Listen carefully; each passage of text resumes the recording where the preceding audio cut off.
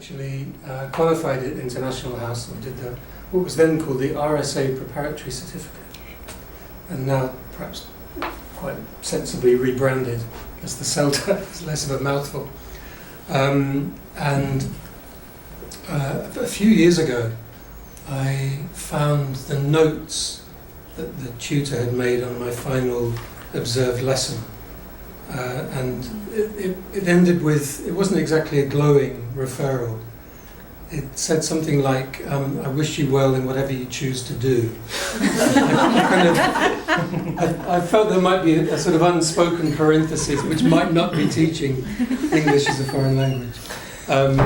But do make sure that you pay attention to student needs, is what it said. And I think the implication had been that I was perhaps sort of following the lesson plan too rigidly. So I've been trying to make up for that ever since and explore ways of attending to student needs.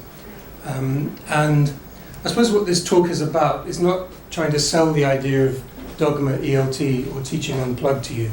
I imagine many of you have at least come across those ideas. It's not really a kind of hands-on how-to session.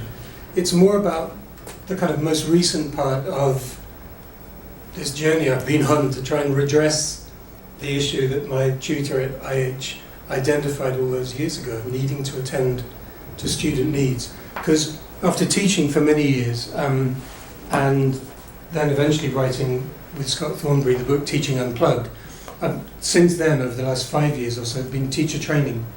And it's been a new experience for me and a very rewarding one. And I've also, because of this, been able to travel.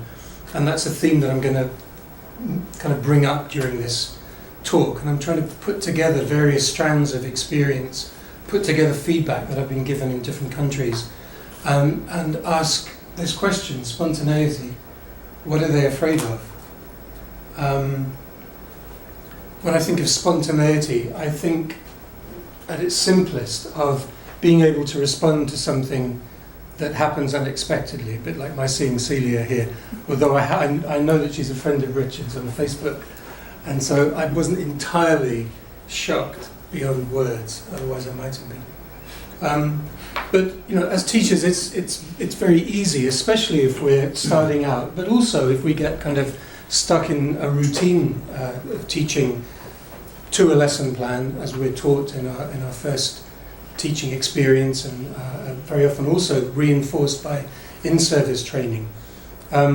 It's very easy to get sort of overly fixated, I think, on achieving our aims, kind of getting through the lesson, covering what we've undertaken to cover, and which we're very often mandated to cover by the curriculum as kind of embodied very often in the course book. And it becomes harder to be spontaneous because we've got one eye on the lesson plan, we've got another eye on the clock. And I suppose what I'm concerned about is that the difficulty with spontaneity is one that teachers are experiencing in almost every field of education.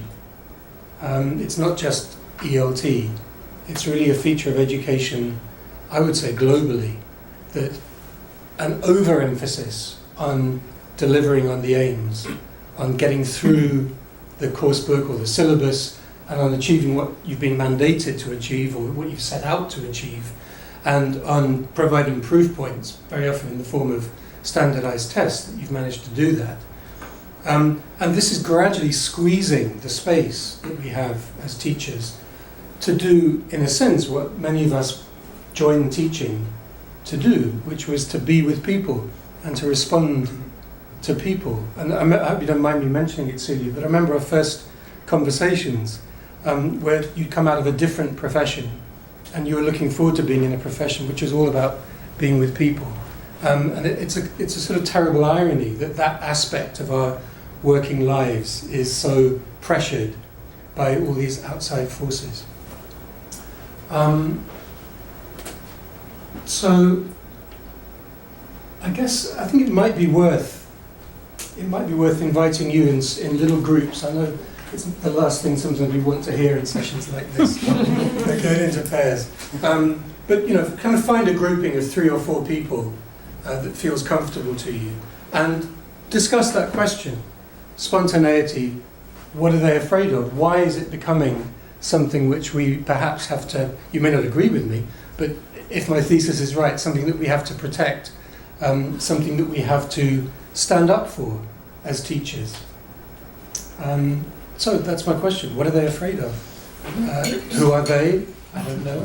You might have some thoughts on that. So let's just have a little think.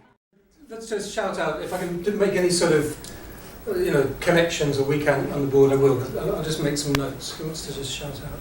What are they afraid of? Lack of structure. Okay.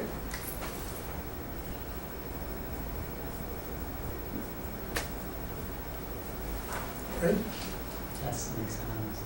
Tests, or the impact on too much spontaneity on tests and exams, okay? Great. Not being able to tell their parents what they've done. There's a lot of students that I've come across seem to be very answerable to pushy parents. Okay, so what is that sort of reporting back? How can we summarise that?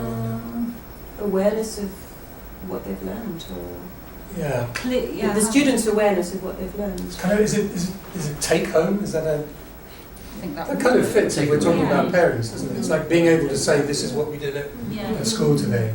Okay. Take out. So, sorry? They're afraid of negative feedback then from parents or clients or whoever. Exactly. So that it's sort of what other people think, I guess. Yeah. They're sort of bucking the trend. Yeah. I suppose language teachers in any school, language isn't a subject. Everybody else is teaching a subject. Yeah. So this kind of ends, but language isn't. Yes. So as a That's language very teacher, good you've got to point. behave differently. Yes. Okay. And maybe there's a need, or maybe the risk is that we do something which we feel, either intuitively or a combination of intuition and kind of understanding of our own subject is justified. But we're not communicating why we're doing that. So that might be one kind of counter to this sort of fear. I think that's a really interesting point, that our subject is different. The kind of subject base for English in particular, the kind of grammar base, the grammar core, is relatively small, even compared with other languages, although the vocabulary is large. And perhaps that's one reason why it's recycled so frequently in course books, because it gives us the sense that, yes, this is what we're teaching. And it does give learners the same sort of degree of security, possibly false security sometimes. Okay, any other thoughts? What are they afraid of? Students aren't sort of able to follow what's going on. If you go off-road, they can sort of feel quite anxious because it's not necessarily scripted. It doesn't follow their expectations of what a language learning environment should be. Is that something like navigating the lesson or something? Yeah. I guess that could apply to teachers as well, couldn't it? Yeah, I think teachers feel they don't have the depth of experience and knowledge to deal effectively with what's come up. Okay, great. Anything else? We're discussing following whose needs. So being at the receiving end as a student, if the teacher decides to follow on what one of the students says, is that actually addressing my own needs, or is it actually addressing everybody's needs? Okay, so sort of individual versus class needs, or something like that. Being inclusive. Inclusivity, yeah.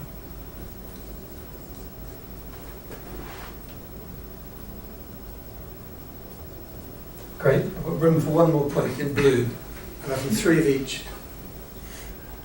Anyone else have a point they think is either complementary or offer something slightly different? Just in terms of sort of administration, how do you keep a record of it? How does it fit into a syllabus? Or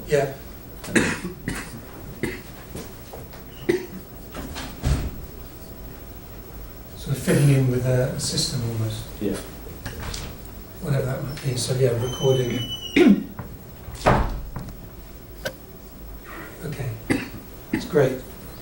I think it's kind of important to bear in mind that, well, I often feel that sometimes people take the idea of teaching unplugged, and I've heard them do this, and I've come across it, and have this idea that it's a very purist approach to language teaching, or to ELT, that it's sort of all or nothing. You either use a coursebook and teach from a lesson plan in a reasonably conventional way, or you kind of throw the whole thing out and do something which is, highly improvised, a sort of high wire act. And I really don't see it like that. And I think it sort of leads people to be, again, anxious about experimenting. And I've had questions like, I took a text I found in a newspaper into a class, is that still dogma? And it isn't either or, it's not black and white. And I really think that realistically, both in terms of our own practice as English language teachers, bearing in mind all the real concerns that we have here, all the real factors that impact on our work, but also, as I say, just thinking of our work in the context of education as a whole, we have to be realistic and we have to accept that standardized testing is a huge part of educational culture.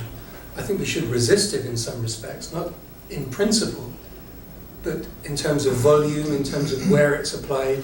I would suggest particularly in terms of how early it's applied, when it's applied to very young learners. And we've seen that in the UK system, that SATs tests were introduced for 5-year-olds when my own boy was 5 years old, and then they were thrown out because it caused too much pressure. And then the same thing when they were 9. And I mean, he did fine through all of this. He was, I would suggest, the most tested generation in UK history. But he certainly, by the end of school, came to see the only purpose of school really is passing his exams, which he did, but there were obviously people who didn't.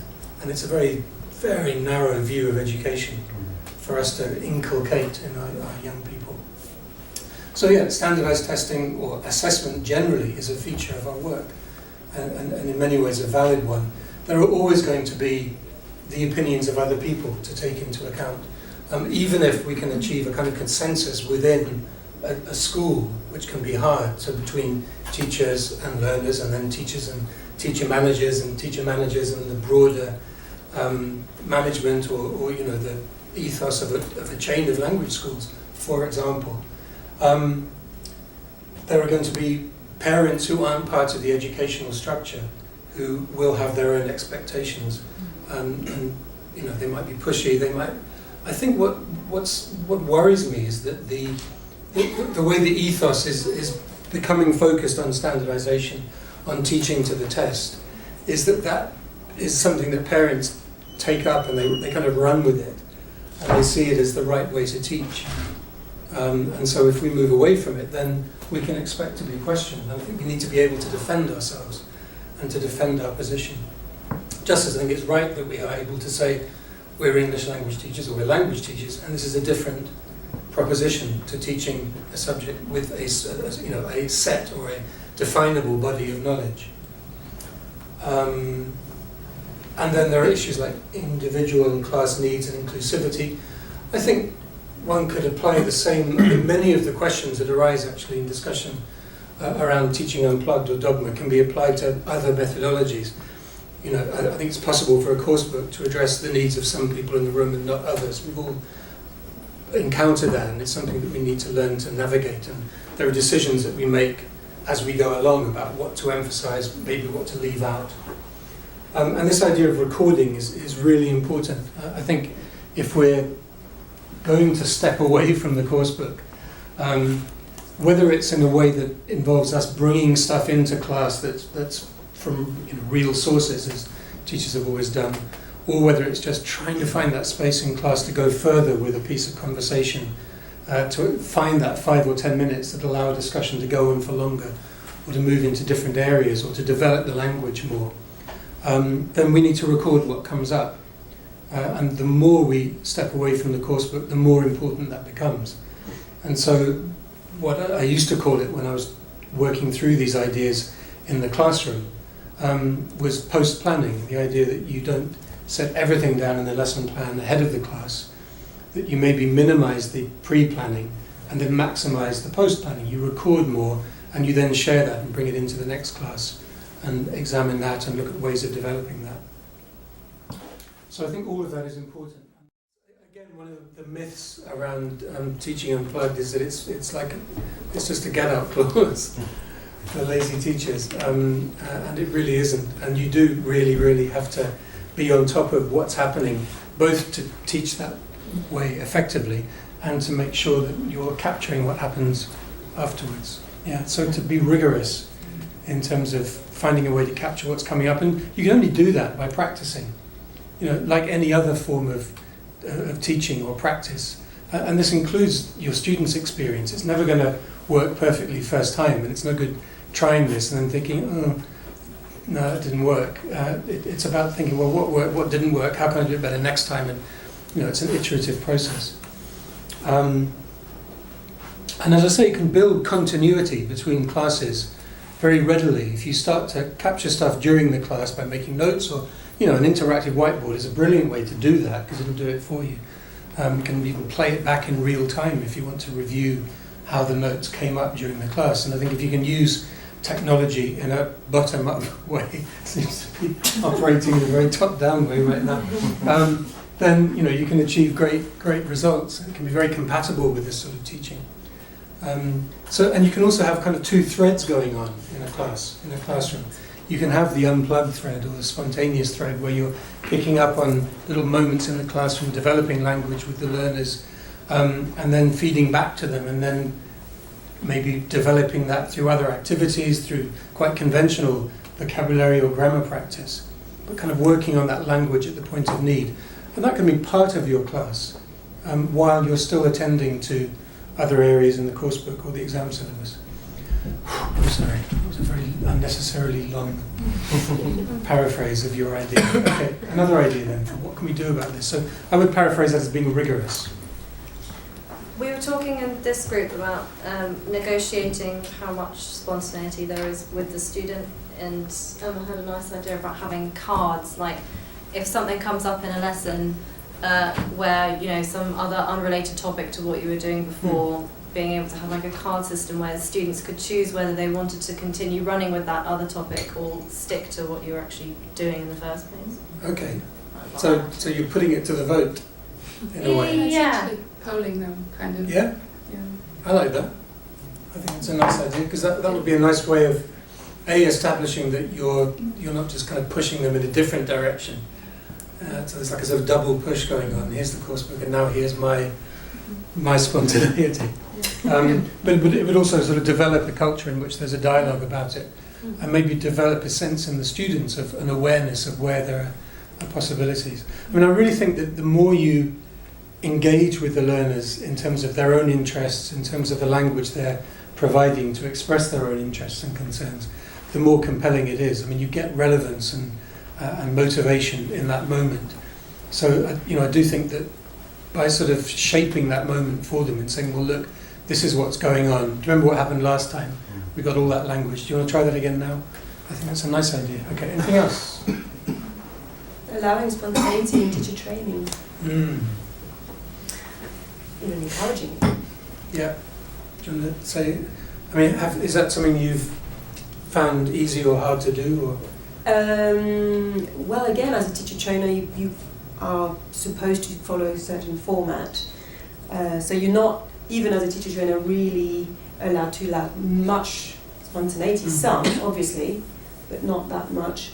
And you still have to respect timing, and I mean, this thing of having to time everything and make sure that everything is covered during a lesson. And then suddenly at the end of the training say, okay, now you don't have to do any lesson plans anymore, and you can you don't have to stick to it, and you can run free. Really? Yeah, why did you give us, why did you teach us all that stuff? Yeah, that's interesting. I haven't looked at the blog recently, but there is a blog called Teacher Training Unplugged online, Teacher Training Unplugged online, which was studied and run by a guy called Anthony Gorn in Hamburg, and he stripped down his CELTA to address the same question in a way. The question he posed himself was, why am I training my teachers to teach one way when I really want them to teach another?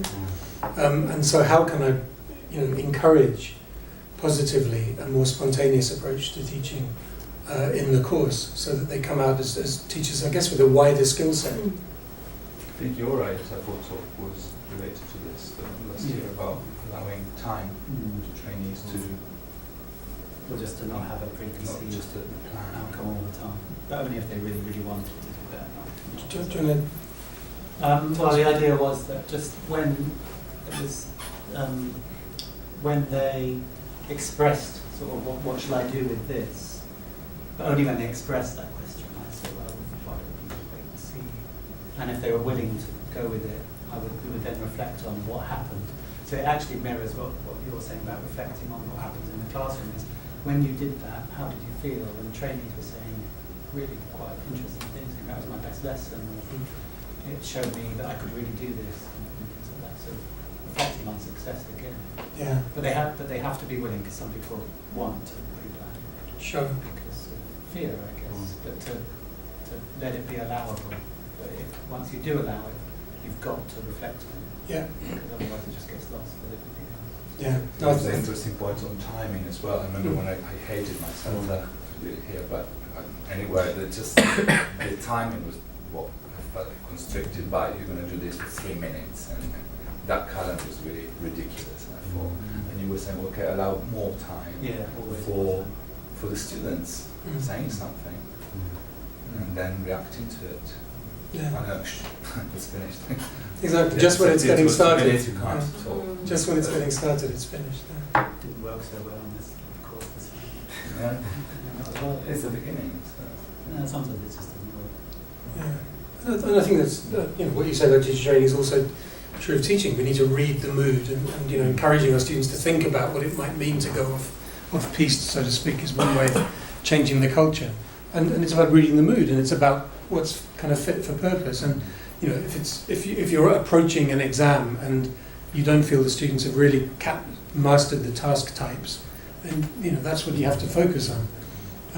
But the group of learners will be different in any context, and you have to work within the context you're in. But that doesn't mean that I would say it doesn't mean you entirely give up if you feel that, because I really do feel that just as for teachers, spontaneity and interaction is a deep part of our motivation in the job. I think being allowed to speak and given the chance to speak freely is a huge part of especially why students come to London to learn. I was amazed when I started teaching again a couple of years ago, just up the road, to find students really saying the same thing that they'd said all those years ago when we started teaching. That I never get the chance to speak in my classrooms. And as a private language school providing courses, that's really bad customer service if they come here saying, I never get the chance to speak, and we don't then give them the chance to speak. And I think being flexible with timings is really key. It's not about just forgetting about the time. It's not about letting things go. It's just about working in the flow of things a bit more. And I really like this idea of making reflection or reflection part of the process as an absolute rule. That's the kind of really, is that you always reflect on what's happened. And perhaps fancifully, I was imagining a sort of balloon on a string. So the spontaneity, or a kite perhaps. I was listening to Stevie Wonder today, and one of the songs on this first post-Motown album, he starts singing about he wants to fly a kite or something. It's about freedom. But the idea is you're not just letting a kite or a balloon just kind of fly up and then it's gone. It's on a string, And so it is flying and floating and dancing, but then you bring it in and you think about what's happened. That's a nice image. Nice image, yeah. And some people hold on to it for dear life. We've all done that, especially when we start.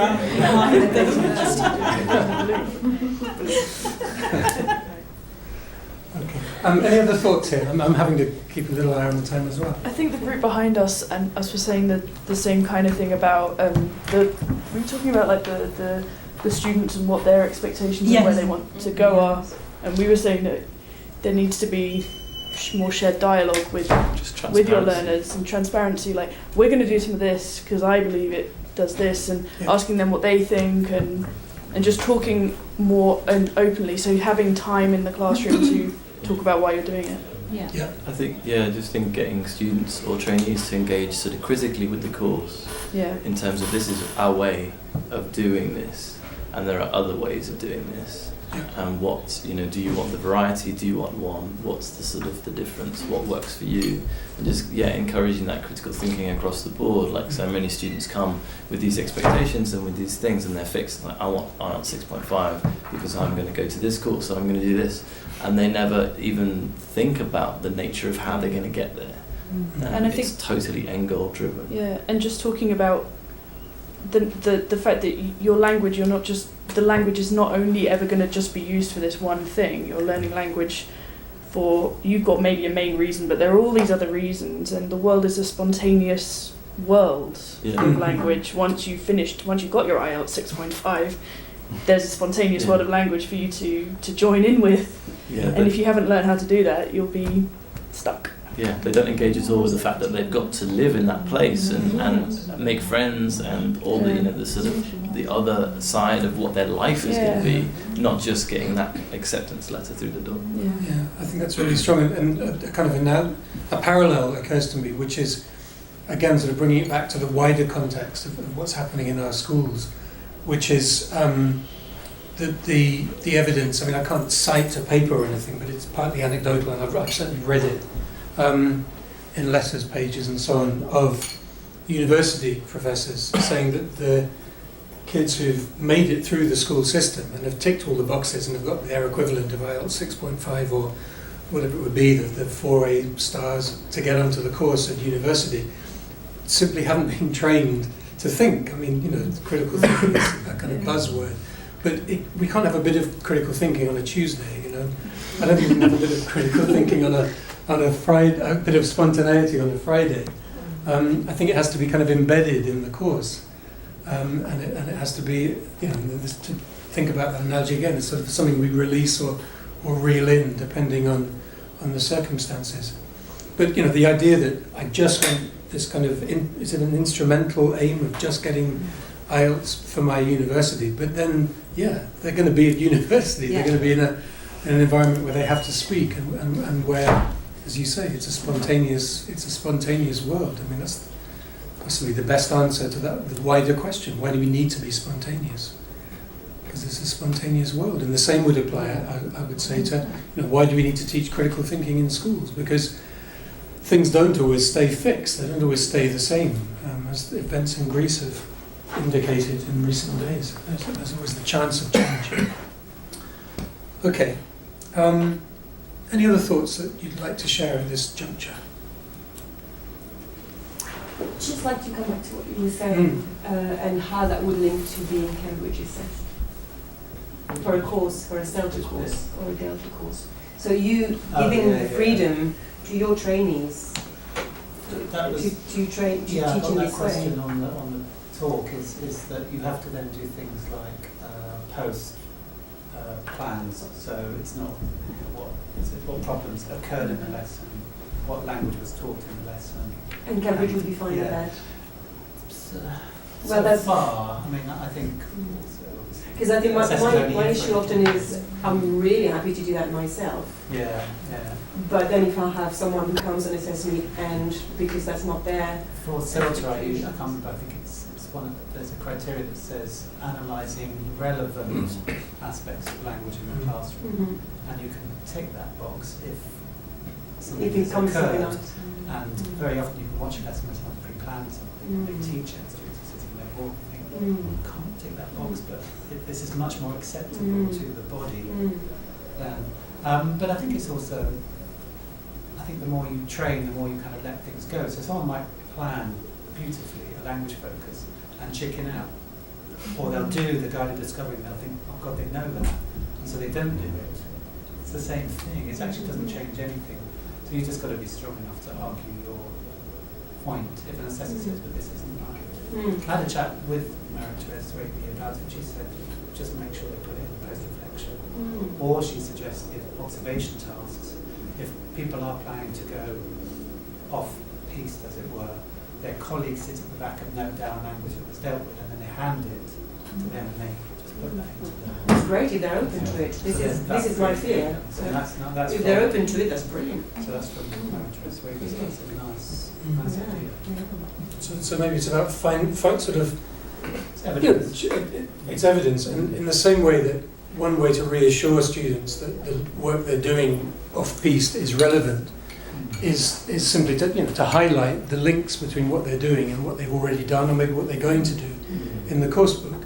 And I think kind of using the official criteria as a reference point for kind of unofficial practice is a very valid way of doing it. And as you say, kind of looking at those criteria for an orthodox lesson plan, what can really be strongly realised by allowing some spontaneity, either in a classroom or in a teacher training environment. And still, they're not going in with nothing, they've got text or tasks. Yes. So there is post, task feedback, and there's discussion of text, and upgrading language as people talk about text. So yeah, there is a structure. Okay, well, with an eye on the time, as you were thinking, I was also thinking, what can we do about this? And I was thinking about what you'd already said, and what I wrote down was to be rigorous as professionals. That's the really, but actually, pretty soon as teachers we come up with our own way to be rigorous, and the kite or the balloon idea is a nice example of that. But we bring it back and we reflect on it and we share. I think this whole theme of kind of sharing our practice with our learners, telling them what we're trying to achieve, showing them that there are different ways of doing things, asking them how they feel on a particular day is very rich. So I wrote to be rigorous, and I was saying it's about responsibility, it's about recording, it's about referencing, so referencing the syllabus, referencing perhaps the criteria for external assessment. And it occurs to me that maybe all of us are wishing it was different, including the assessors. It's as if we're all kind of trapped in this system which is somehow ossified and compressed into something that's on some level not convincing any of us, but we're kind of going along with it, a bit like, living in a communist country in the late 80s. Nobody was convinced by it, probably including the governments, but they were just sort of ticking along because nothing better had felt possible. I've suggested that one way to address this is to test ourselves in class, is what I wrote, and there's an element of risk involved if we're not used to doing this. And we learn how to use a course book on the job, so to speak. We don't emerge fully formed from a CELTA course by any means. And we suddenly find ourselves in front of a real class thinking, oh my goodness. And I don't know if you've had the experience that I had, which was just to suddenly think, why am I thinking about my maths teacher from when I was 7? All these kind of paradigms for being a teacher flow into our systems, and we have to kind of manage that as well as the immediate training we've just received in the situation we're in. But risk is part of professional development, trying something that we haven't done before, reflecting on it, being able to say, okay, that didn't work as well as it might have done, which could equally well apply to a more orthodox approach or something we've done in a course book. What we might make it work better next time. And I think the other thing that's already come out of our discussion also is to be advocates for this, to defend what we do as educators, to defend this aspect of our work. And whether it's in conversation, whether it's through making connections with teachers in either other countries, which is easy to do now with social networking, can be very rewarding, or perhaps teachers in other environments, and seeing ELT, which I didn't see when I first qualified as, guess what, part of education. I just thought it was part of ELT. It took a long while for me to make all these connections. Then I think we can be doing positive things, and we lack the the visual impact perhaps, but I've been experimenting with the idea of making posters for classrooms, and in less kind of workshop-y talks, I've referred back to the situationists in Paris. I think that was probably in my abstract for today, and it would have been easier to illustrate with the projector. But one aspect of the May '68 rebellion, well, there were many aspects, two interest me in particular. One was that it was led by students and lecturers and started and was kind of cradled in the universities. And another is that protest was expressed in posters and in graffiti, and so it was kind of in the public sphere, and ideas about freedom were just out there on the streets. And there are wonderful illustrations. There was one you might have just seen at the very start of the talk, of kind of ordinary Parisians walking around, perhaps quite smartly dressed or sort of very conventional looking people walking past these sort of extraordinary slogans that were generated. And I started playing with some of these. One situationist slogan, which I thought could be applied to classrooms, is "Ici on spontane," which in my COD translation would be "Here we spontaneate." But it doesn't really work. Estelle, can you suggest something better? No, I think you got the best. But if that goes up on a classroom wall, then we're saying this is something we do here. It's an important part of what we do. There was a big debate on social networks about copyright law, and I kind of fitted it to my own aversion to photocopying resources. Skip copyright, not by illegal photocopying, but just don't copy in the first place. Take texts into class which are short enough to dictate, and which students can then write down, and you can then work with even what they've transcribed before you get into the substance of the text. There's a couple more here. Oh, this is an idea that I think it's a balloon that possibly burst. But it was my idea of how can we advocate spontaneity in classrooms, and I came up with the slogan 50 free. I mean, it isn't a slogan because no one else is using it, but it's at least a sticker on a poster that I've made. It's a good slogan because it looks good. It doesn't sound good if you speak it. It sounds like something out of Ship or Sheep. 50 free, 50 free. So it's a failed slogan in a way, but I quite like the idea of saying, okay, 50% of the time you can have your assessment, you can have your standardized testing, I'll use a course book, none of that is going to change, and I'm powerless to change it. And in fact, there are strong reasons for having aspects of continuity and record and even planning in our classrooms. But the other 50% of the time, I'm going to do what I like. And I don't know, I feel as if there are places one could take that. And again, at the same session at ITUFL, a teacher from Bangladesh came up after the session and she said, I'm going to go to 50 free. I thought, great. Because it isn't actually saying what you have to do or how you have to do it. It's just step away from the course book some of the time. I think 50% is fair. And then the last one, which again shows my fanciful side, is just linking this idea of space, the space that was at stake in the protests about Gezi Park in Istanbul, that tiny corner of Istanbul. Istanbul, I think, I've got the percentages somewhere, where have I put them, has a tiny percentage of green space. This was Istanbul makes audacious bid to be named European Green Capital 2017. The ratio of park and green spaces in metropolitan Istanbul is a mere 1.5%. Okay, well, what about the percentage of green space in our classrooms? If we're not careful, it gets squeezed more and more, and it'll be down to 1.5% soon. And my fanciful poster is this. There's a park in every classroom. In other words, we actually need to fight for the space in which people can kind of breathe out, can perhaps play a little with their language, can not feel shackled by grammar as they felt for years at high school. Well, there's my slogan again. Lone placard.